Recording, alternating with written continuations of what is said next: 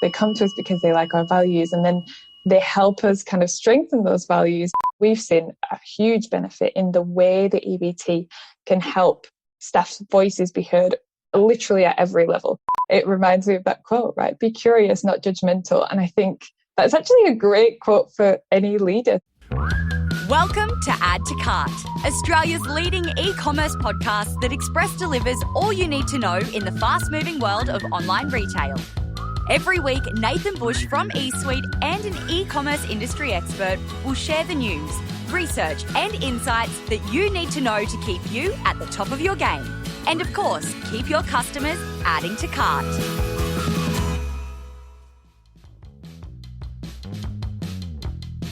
Hello and welcome to Add to Cart. My name is Nathan Bush, host of Add to Cart and director at e-commerce talent agency eSuite. I met today's guest at the MI Academy Hack Games. Special shout out to our leader Nat and the crew, and that was back in March this year. We were assigned to be in the same team and tasked with the problem of solving mental burnout in the workplace. Pretty easy thing to solve in a couple of days when you're fully remote, new team, and you're feeling a bit burnout. It was easy. But even though she didn't specialize in e-commerce, I was so engrossed in her views around how to look after and empower a large team, I had to ask her to come and share them with you. So our guest today is Amy Lyons, and she's the People Support Manager at Lush Cosmetics, aka the Smelly Soap Shop. Lush has been selling those amazingly fragrant products for almost 30 years now, and they have 923 Lush shops in 52 countries worldwide, including some brilliant e-commerce stores, of course. In Australia, Amy and the team look after up to 800 team members at a time across Australia, New Zealand, and ranging from retail to manufacturing to support office. Today, Amy and I dive into how having strong values in an organisation is not only essential for attracting customers, but also attracting and engaging your team. We also discuss some of Lush's unique team benefits, including fair pay, bonuses for everyone, seems pretty reasonable so far, 50% off products, that's good, getting your birthday off, that's very cool, and the amazing Employee Benefits Trust, where employees actually own 10% of the company to ensure that decisions are always made for the right reasons. So cool. And we also get into techniques for managing mental health, tips for recruitment, and how to get regular feedback from your team. See, you haven't even met her yet, but you know she's going to be incredible. So thanks to our partners, Shopify Plus and Paclio, here's our conversation with Amy Lyons, People Support Manager at Lush Cosmetics. Amy, thank you for joining us on Add to Cart. Thank you for having me. Now, people might be looking at this going, we're talking about people on Add to Cart. We're not talking about marketing or tech. But we were actually working together, well, playing together, I suppose, in the MI Hack Academy games, and that's where we met. But we'll get to that.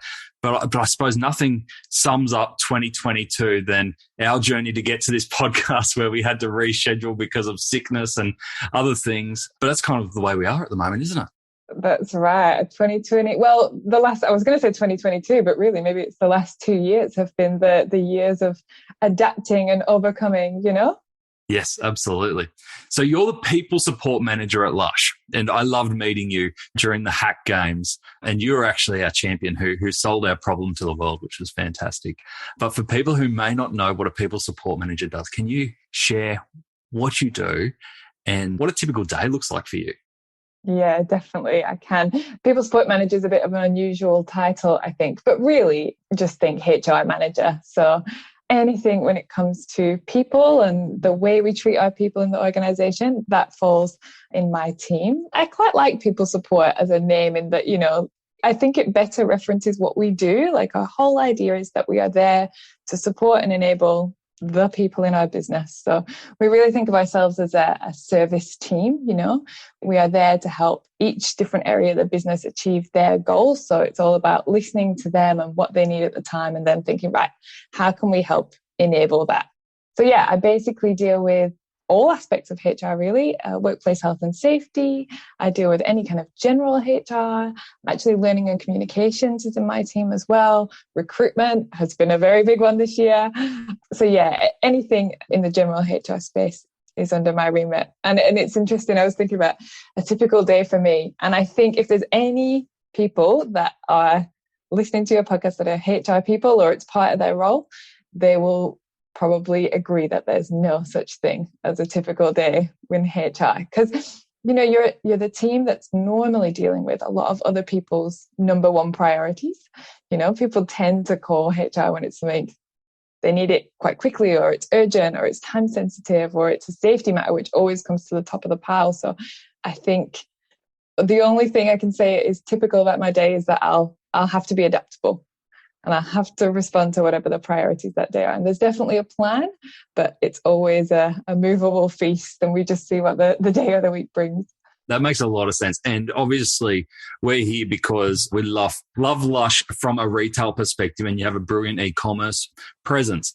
But you've got I could imagine, such a wide and diverse team. Can you tell us about the Lush team and how it's set up and the types of people that you're interacting with every day?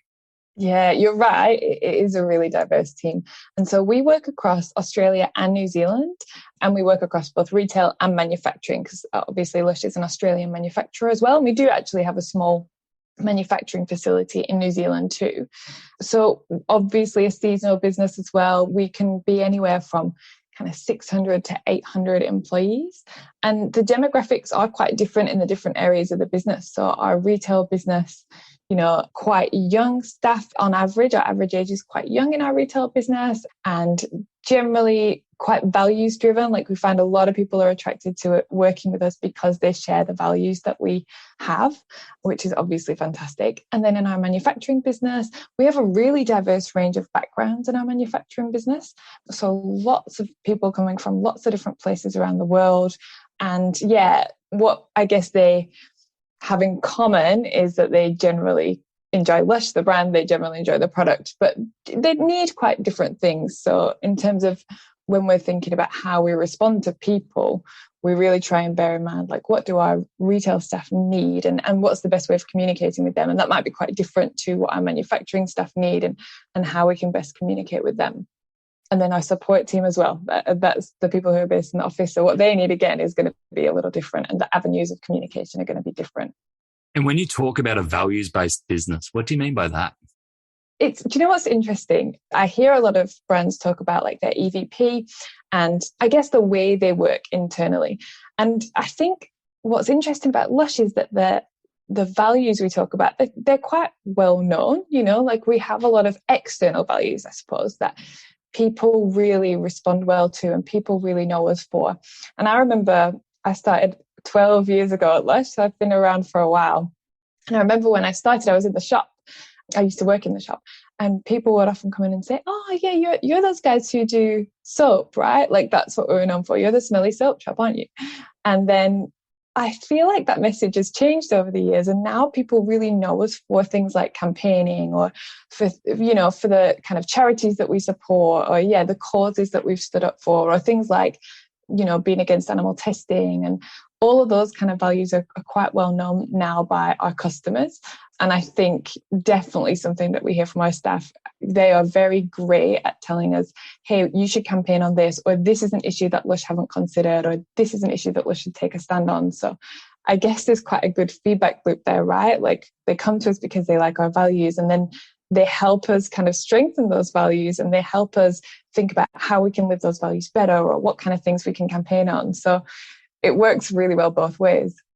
What I love about Lush is that you don't kind of just have these values and you've put them on a wall outside of the HR department for when people walk past and then they go, "Oh, we have values. This is great." You're actually really proud and loud about your values, which I could imagine would have been a risk at some points because they're not kind of fence-sitting values. They're very strong in what you believe in.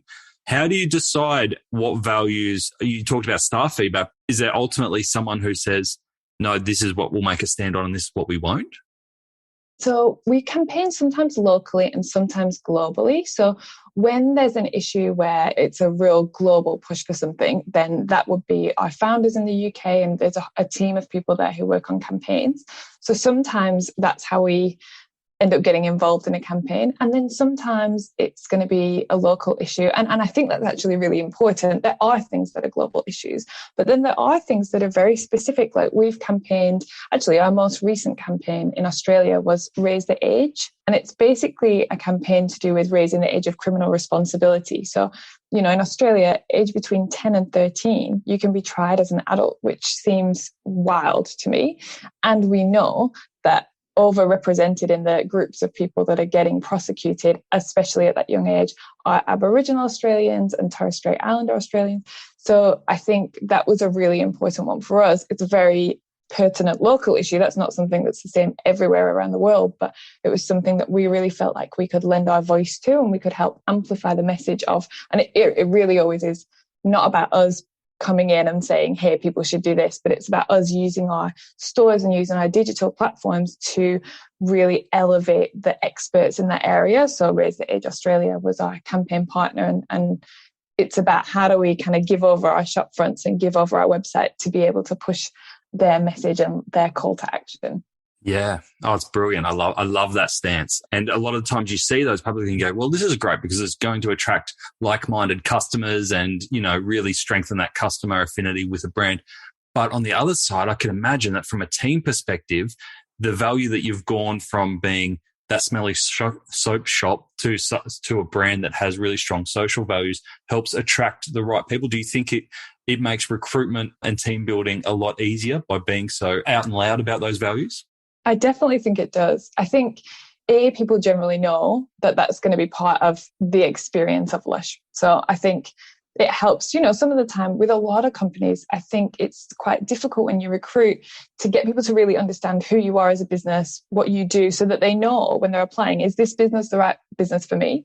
I actually don't think we have that problem so much at Lush, because people generally know, oh yes, you are the people who campaign, and I know that social justice is important to you, and I know that, you know, they know what they're going to get a little bit more, which I think allows people to choose that that's a company that they want to work for. And look, definitely, like you said, not all of our campaigns are super popular campaigns. There are people who probably are against raising the age of criminal responsibility, and that's fine. But it's, you know, it's about us standing up for what we believe in and us being able to push that message. And I was just thinking about, we had a campaign, gosh, it would have been a while ago now, actually. It would have been a few years ago. And it was really to do with one of the things about our, not necessarily ethical campaigns, but our window campaigns that go in our shops and on our website, are that we use staff. So the people that you see in those would be staff. And there was one campaign, it was to do with naked packaging. So we always talk about as one of the values, and they are outside HR actually on a wall, as well as being everywhere else. But yeah, it's to do with wherever we can, if we cannot package something, really that's the best kind of packaging, right, in terms of the environment. So the image was for people who were facing away from the camera and they were naked. And I remember really vividly that it was a very popular campaign. It got some really great media coverage. And that was quite important because we also don't pay for advertising. So, you know, that was a way of getting the word out there. But we did get one really angry person who complained. And I think we actually had to take it down in one shopping centre because of the complaint. And it was the best thing that could have ever happened, because we got so much publicity for having to take, you know, an advert down, because it featured like diverse body types. You know, it wasn't photoshopped and it wasn't airbrushed. It was just a really diverse range of people. So yes, not always popular with everybody, but sometimes that's not a bad thing.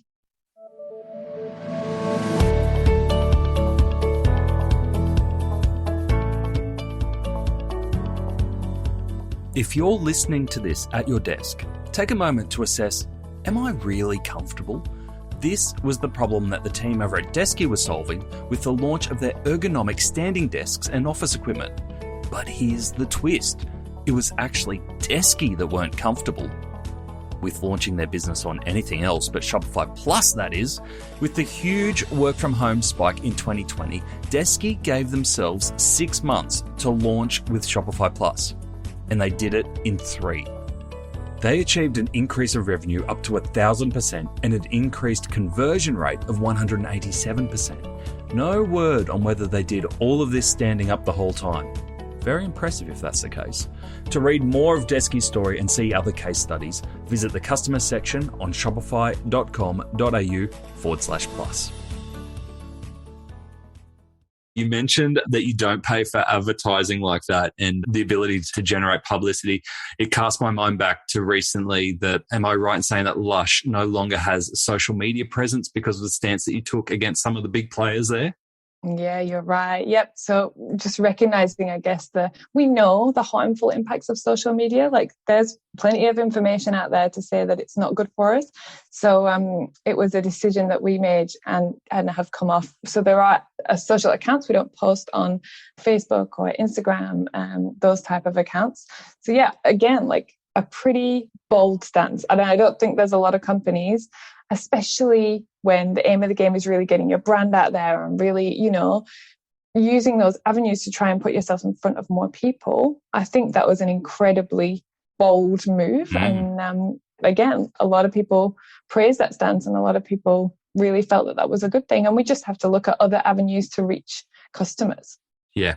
And it was a great timing thing because by memory, it was around Black Friday time as well, leading into Christmas, where social channels could have been useful, but at the same time, it kind of helped you stand out of that Black Friday crowd. Yeah, that's right. And look, that's always been a bit of a challenge, I think. We want to encourage, I think about Black Friday a lot, and we want to encourage sales, right? Like we are a business and we need people to come and visit us and buy from us, but also we want people to love the products, and what we don't want is people just stockpiling loads of our stuff because it's on sale and they're never using it and then thinking like, how does that impact them as an ongoing lifetime customer? Are they then going to think, I'm not going to buy from them because I actually never use that stuff? I'd rather a customer gets a great experience, it's really personalized, and then they're able to use a product that is right for them and that they love. And then they're going to come back, they're going to know like, oh yeah, wow, I really enjoyed that cleanser or whatever it was, and kind of become a customer for life. So I think all of that is part of that broader kind of, how do we see our customers? Like we don't see them as just quick, get your dollars in the door. We see them as actually like, we want to build a lifelong relationship. It's not a one-night stand, right? It's going to be a lifelong relationship. I love it. And it's proven. Your model's proven, right? Because you've been in business for a long time and you've shown that does work with such passionate fans. Can I go back to what we were talking about before? You talked about your team giving you feedback around some of your values, but I'm assuming that it goes beyond this and even into operational practices and, everything from values to operations. Can you tell us about some of those mechanisms to get feedback from all your different teams located in all different places? How do you bring that together?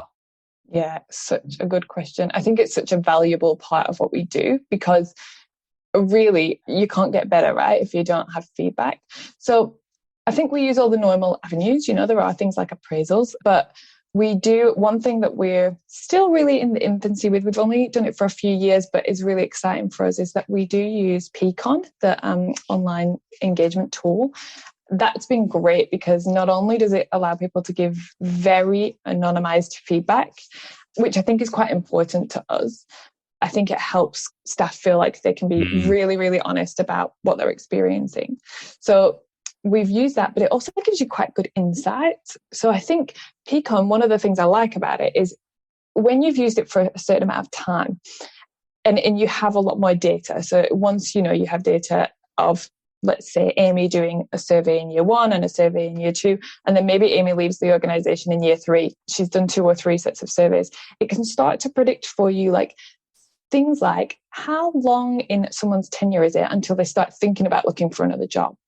And those insights, I think, are very valuable in terms of people's strategy, being able to say, otherwise you think you know what's happening, but you don't, right? So being able to say like, actually, we found that people, their engagement with the business actually dropped off a little towards the beginning of their employment. And it was a really good insight because we thought, okay, well, we need to look at 2 things, I think. How do we recruit? And are we really explaining the reality of the job when we're in the recruitment process?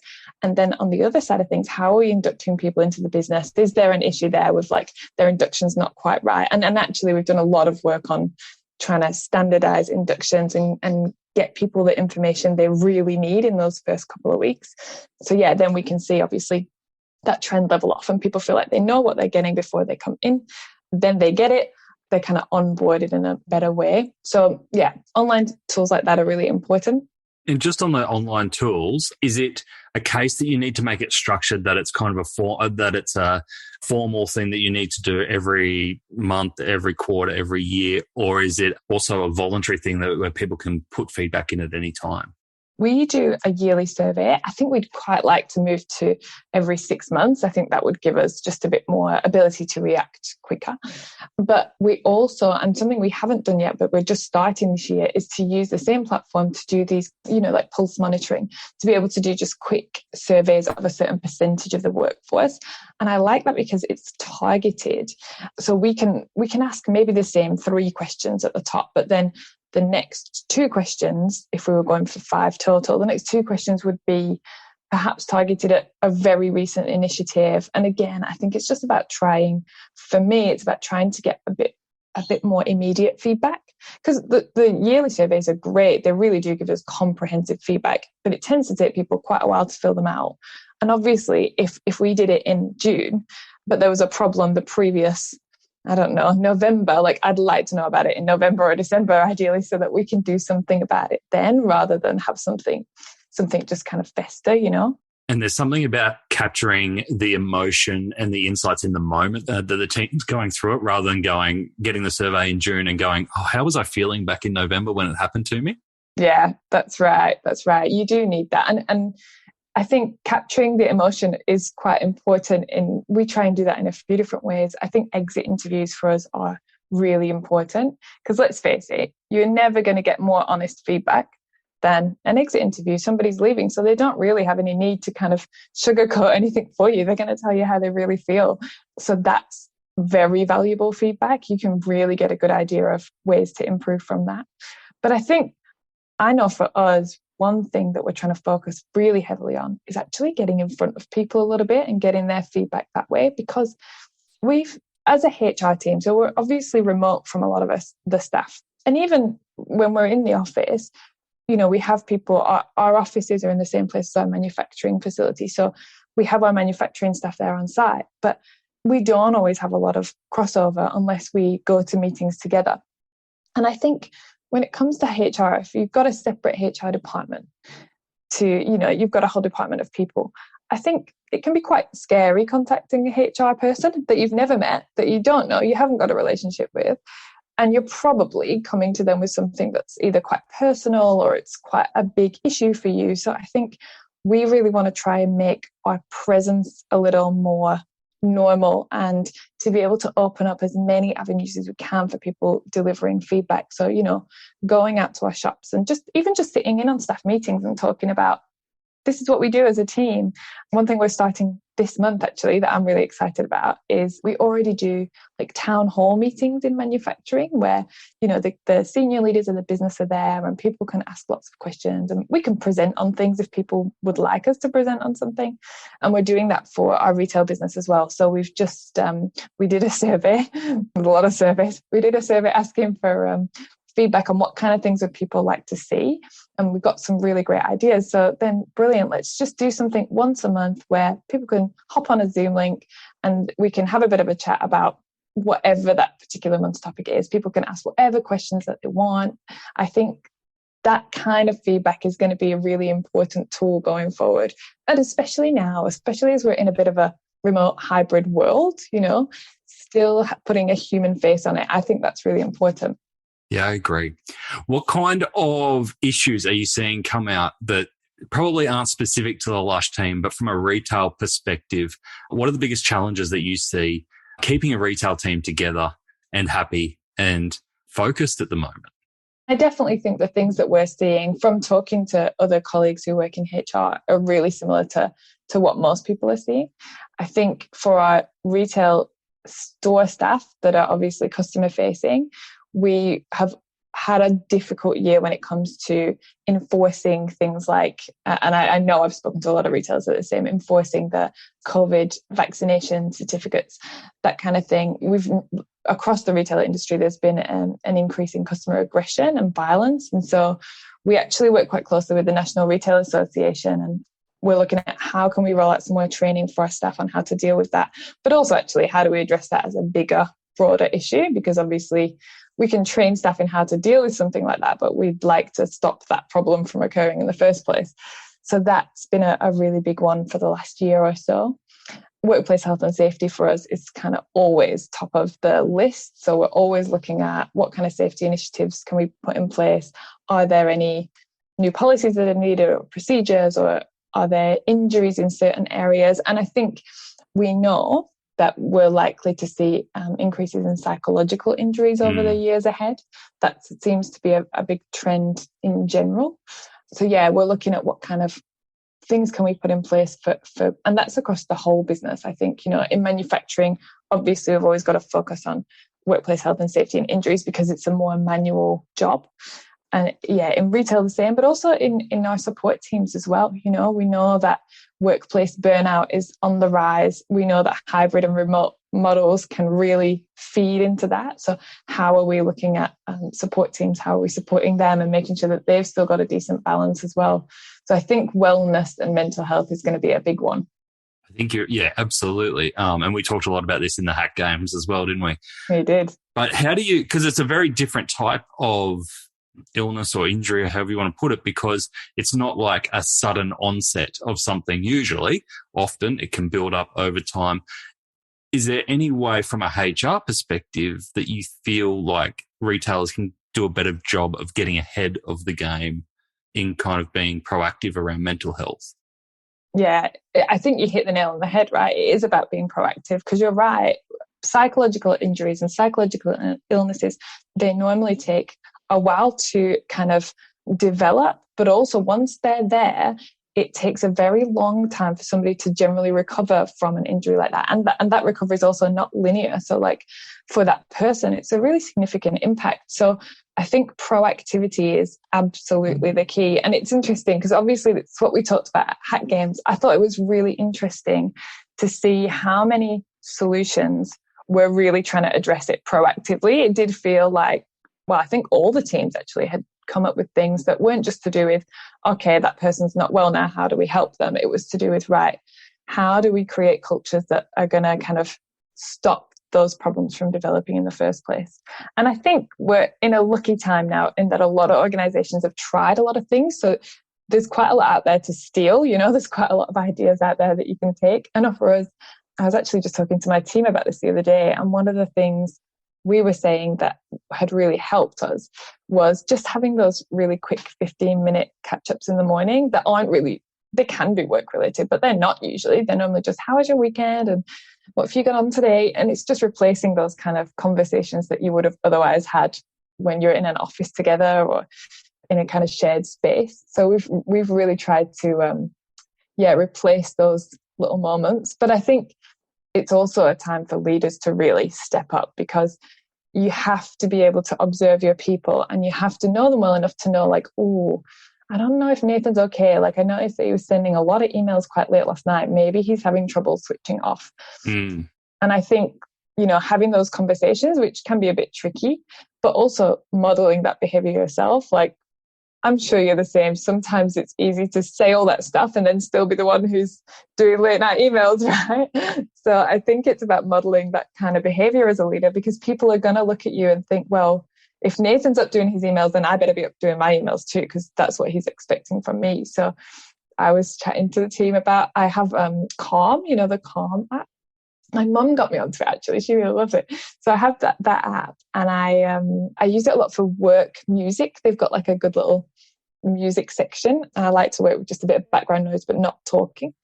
And they have a whole section that's got meditations, and I was noticing for myself, I was really struggling towards the end of the day to draw a line, right? And I know I've had a lot of people say their commute is normally their time where that's the bridge, right, between work and home. And not having that, I was feeling really like, oh, I'll just still check that email, or my laptop was still right there. So it was too easy to just quickly hop on and reply to that email that I saw pop up or whatever. And so, Calm have got a great kind of wind down the day. And I think it's about substituting the things in your work life that are very useful in terms of getting a balance. How do you find an equivalent to that when you're in this new normal world of potentially fully remote or a hybrid kind of working environment? How do you do those swaps? Think of it like they sometimes do like healthy eating swaps. If you like a Tim Tam, try it. It's a bit like that. How do you do a mentally healthy swap for something that you used If you're to having a find bad day, instead of putting Rage Against the Machine on, try the calm music. Yeah, exactly. And I know you and I were talking about podcasts, and I've said to you in the past that on my way to the office, because I have a nice long commute, so on my way to the office, I might listen to some work podcasts, but on the way home, I might listen to, might be true crime or something totally different that just gets me out of my work headspace. How do you approach the mental health scenario where you can put practices in place to help and you can have a great management team, but there is also personal responsibility to look after your mental health, because it is this great blend of personal bleeds into work and it all contributes to mental health. How do you help people who may not be doing the best things to help themselves to find mental wellness? Yeah, that's probably the trickiest thing, right? And actually, it's the same when it comes to physical injuries too, right? You can definitely have the same situation where people, know what they should do for their injury rehab, but they're maybe not doing it for whatever reason. And I think for us, it's about it's about setting up and this comes before the injury, but setting up a really kind of honest and trusting environment. I definitely think you want people to be able to tell you what's going on, even if they know that you're not going to like what you hear. You need to set that up as a bit of not a non-judgmental space. You still need to be able to be honest about the fact that something's not acceptable, but just having those conversations be not personal, be really honest, allow people to be really vulnerable. And I think that's the work of way before an injury ever happens, right? That takes a while to set up. But then, if an injury does occur, I think it's about being quite brave. It's very easy to see somebody not quite doing the right thing or to suspect it and not be too sure what's going on, especially when it comes to psychological health. It's hard to know, but actually just sitting down and having those conversations, I think, are the most important things. And setting the expectations. You can still, set expectations about what you think should happen or what the next step is for somebody. And I actually think people really appreciate that long term. When somebody's not doing well, just ignoring that or just hoping that they'll get better, it's not usually, I certainly haven't seen it be the best outcome. That's when things can spiral. So even though it's uncomfortable sometimes, I think it is about sitting down and having those conversations and just being really honest about what you're seeing, but being really open to hearing something that is different from what you think is going on, because that's the thing about psychological injuries, right? You never truly know unless you have a good relationship that you've built up and you can sit down and come at that place of, I'm coming from a perspective where I want you to do well, and I want the company to succeed as well, so let's talk about what's going on. Yeah, I love that advice around you shouldn't be hesitant to kind of go, this is what I'm seeing and this is what I'm observing, and this is the impact that I see that is having on the team, the company, yourself, but not jumping to conclusions on the cause of why that observations are happening. You've kind of got to open the door to get to the cause. Yeah, and you worded it perfectly, right? You can't be wrong if you're just explaining what you're seeing. This is what I'm seeing, this is what I've observed, and then getting their side of the story. I think that really is the right way to come at it, because that lets people know you're not saying, hey, Nathan, you're clearly not invested in your work and you're not engaged. You're letting them come at you with, actually, what you saw was right, or what you saw was a result of XYZ that you don't know about yet. So it's about, I don't know if you watched Ted Lasso, but I am obsessed with Ted Lasso. It's my favorite thing. It reminds me of that quote, right? Be curious, not judgmental. And I think that's actually a great quote for any leader to think of, is if you come at it from a place of being curious and genuinely wanting the best outcome, you're probably going to do the right thing. Yeah. Are we going to see that as one of Lush's values very soon? Oh my God, I would love that. Any Ted Lassoisms that I can get into Lush, I would be happy with. I tell you what, though, I'm watching Severance at the moment. And I don't know if it's on Apple TV, but the concept is that it's one of the big pharmaceutical companies, and they insert a chip into your head to basically separate your work and your home life. So when you're at work, you can't remember anything about who you are on the outside. They call it the outside. And then when you're at home, you don't remember anything about the inside. Well, there you go. That's one way to get work-life balance. Exactly. It's not working out too well so far. I'm only 3 episodes in, but don't recommend so far. Okay. All right. No to head chips. You've refreshed your website, the new range is about to drop, you've never had more customer service options.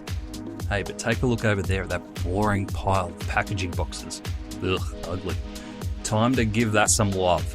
Luckily, Paclio is here to bring some joy to your customer's delivery and unboxing experience. It's been ignored for way too long. With vibrant colours, cool designs and eco-friendly credentials, there are no more excuses for boring boxes. Even better, Paclio is Australian owned and operated with same-day dispatch and 14-day returns. There's nothing boring about that. Check out the Paclio range of e-commerce packaging options at paclio.com. That's Paclio, Packleo, Paclio.com. So I want to move towards, you constantly are making headlines for obviously your values, but in terms of putting them into place around unique policies or workforce behaviours that you have at Lush, is there anything that stands out that you've done recently to kind of help us work in a different, more fair manner?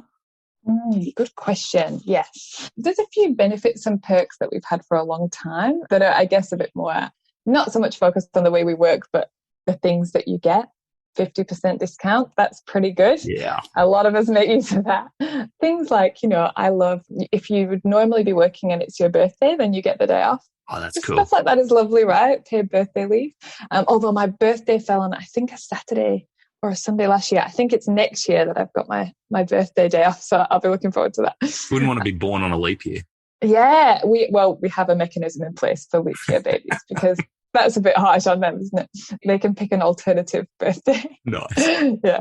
We have, I guess broader things like the fact that everyone has to be able to access a bonus scheme, so that we're committed to paying fair wages in all the countries that we operate. And one of our, and I'm sure we'll talk about our employee benefit trust, but one of the charters of our employee benefit trust is one of the key principles is that we exceed the government minimum rates of pay in every country that we operate in. So fair wages is a really important thing, and having access to a bonus scheme is a part of that. So everybody who works for Lush has got to have access to a bonus scheme. And then we have a lot of things that I think are quite standard across other organisations, like, access to an EAP, so free counselling sessions through an EAP, which actually I think if companies don't have that, they should really look at that, because I've seen our partnership with our EAP is excellent, and I've seen a real increase in uptake in using the EAP, but B, just what they can provide us with more broadly, and looking at like proactive sessions, and not just call the EAP if you've got an issue, but having an EAP where we get, a free legal session and a free financial session and nutrition and that kind of thing, I think. For those who haven't used an EAP before, can you explain? I don't even know what EAP stands for, actually. It's an employee assistance program. Yeah, that makes a lot of sense. Yeah. And so essentially it's a third-party provider, and there's lots of different types of EAP that you can access. For ours, you have a certain number of free sessions with a trained counsellor. And essentially the idea is that it's short-term solutions-focused counselling. So, we've had, you absolutely can contact the EAP if, I know one of our top access reasons in the last quarter was to do with grief. So like if you've lost somebody, obviously you can access them. And it's not just kind of once you receive your free sessions, then you're done. They can also refer you if there's longer term sessions. But you can also I know I've used our EAP for really proactive things as well. Like if you think, oh, you know what, I know in the lead up to my maternity leave, because I'm only just back from maternity leave, but in the lead up to my maternity leave, I was feeling a bit just general stress, and I could see that there were things that I was doing that weren't really helpful in terms of the way I was working. I was a bit scattered and I was struggling to focus, and I thought, as soon as I noticed that, I was like, I bet the EAP could come up with a few kind of tips or tricks or changes to the way I work to try and help me manage that and stay more focused. So they're really good, I think, at doing, whether it's your personal life or whether it's your work life, they're really good at helping you kind of just address a few things proactively or reactively. And for us, our EAP also your family can access. That's cool. And I love those examples of being able to use an EAP for the small stuff or the proactive stuff, because often you see the EAP wheeled out when there's, big organizational restructures, or there's big global events, or there's kind of big stuff happening. And it's seen as this, oh, well, I can only talk to them when it's dire straits. But I love the examples you've given that it's their day to day to help people through whatever they're going through. Yeah. And do you know what's interesting about our EAP too? So firstly, I know some organisations struggle with staff accessing the EAP because they're not too sure how anonymous it is. I think our staff are really confident in the anonymity, and that's so important. We get very little information, and we certainly don't get any identifying information from our EAP. But they do talk to us about trends that they see that are quite helpful, or that help point us in the right direction of, hey, you might want to look at this, or you might want to see if, you can use your notice boards more to push your EAP, for example. And what they've told us is that it's normal for organizations that the primary way that people have heard about the EAP is from HR. And actually in our organization, it's not the case. For us, it's through managers, a person's direct manager, which I just think is so great. So it means that, it's normalized in the organization, and people feel really comfortable saying, oh, well, why don't you, maybe you should call the EAP about that. And I think that's really excellent, that it's a primary driver is people's direct managers. That's so good. I love normalizing the EAP and the assistance that's available there. Now, you talked about the Employment Benefit Trust, and I love this idea. Can you tell everyone how that works? Because I think it's pretty unique to Lush. So the Employee Benefit Trust basically is, I think the easiest way to explain it is that 10% of the shares of Lush were gifted to the EBT in 2017. So essentially what it means is that all Lush staff who are owned by the Lush Group, the staff aren't owned, all Lush staff who work for the companies that are owned by Lush are essentially beneficiaries of the Employee Benefit Trust. So really the whole reason behind the EBT existing is that enshrines Lush's ethics, and it means that the business can't be sold to any external organisations if that were to ever happen in the future without the majority of the staff actually voting for it. So I think it really importantly protects the things that we believe in. And we spoke earlier on, right, about how staff are really drawn to us for our ethics and our values. And I think this is a really important part of making sure that the company doesn't stray from those, it means that the employees all have a voice. It means that we really ensure independent ownership of the business. And it's definitely a forum for communication. And we've seen a huge benefit in the way the EBT can help staff's voices be heard literally at every level. So I've, been on calls where the founders of the company have spoken about something that's come through the EBT.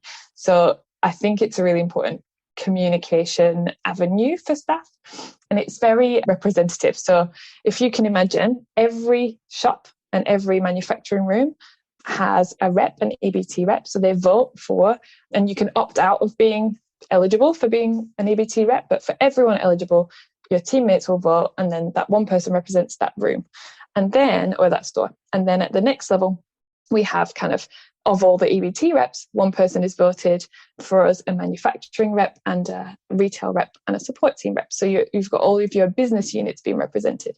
And then from those people, one person is going to be a country rep. And that means that, when we're having our more global EBT meetings, all the countries are representing all of their employees' voices. And I just think that formalization of that, I think, is a real, real positive. Yeah. So is that the process then that EBT rep is involved in board meetings and when big decisions are being made to make sure that 10% stake is represented adequately in the decision-making process? Yeah, so those voices, they're heard through a few different ways. And actually, I think one of the really interesting things, and one of the things that, again, I think is a positive, is that the trustees, so we also have 5 trustees, so 1 independent trustee, 2 who are business trustees and 2 who are staff trustees, and they look after the EBT. And they can also convene. So we have something called the ethical charter, and that is a lot of different principles that essentially we're committed to as a business. So that is things that a lot of people who know Lush would recognise about our values. So things like against animal testing, that we won't buy from any suppliers who test anything they produce on animals, and that we'll actively campaign against animal testing. Things like being a vegetarian company, those are some really core values. But to be honest, there's also some things in there that I think people might not always realise, like we committed to paying fair tax in every country that we operate in. So we've got a fair tax policy. Things like all are welcome always, one of our diversity and inclusion initiatives. So yeah, the things that people might not be as aware of.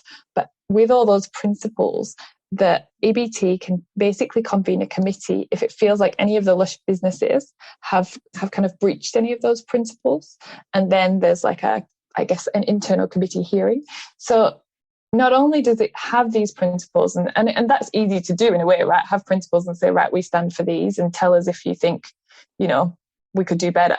But having an actual committee that can be convened, if a staff member in one shop, decides that something's gone awry and we're not doing something correctly, then they're able to pass that up the chain, and then it can really get addressed. And it's almost like that feedback loop again, I think is so important, that a staff member's voice can be heard, action can actually be taken, and it's not just feedback that goes nowhere. Action can be taken.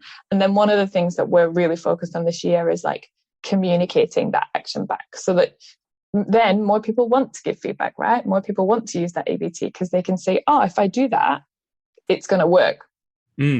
That's a great level of accountability and transparency as well. So great initiative. Now, we've got to wrap up, but one thing that I know will be going through a lot of our listeners who are in the digital and e-commerce world is how hard it is to hire at the moment, especially in those skill sets. You talked before about your onboarding process and some of the changes you've had to make there. Do you have any tips to people who are going through a recruitment process at the moment, finding it really tough going? Any tips that you found throughout your career that you go, hey, I've found if you do this, you get a bit of cut through? I don't know one organisation that's probably not having talent management challenges, let's say, right? It's a bit of a wild time, and I haven't seen a market like it is at the moment. But so I don't know if I've got any secrets that people don't know about yet. But I think things that we have found important at the moment are definitely working at speed. Like, we're finding great candidates are not hanging around long. It used to previously take us a little while to screen roles, and now we have to screen the roles while they're still open. We would maybe schedule ourselves some time once the role closed, then we'll screen our applications. You can't do that now. You have to be daily screening and getting in contact.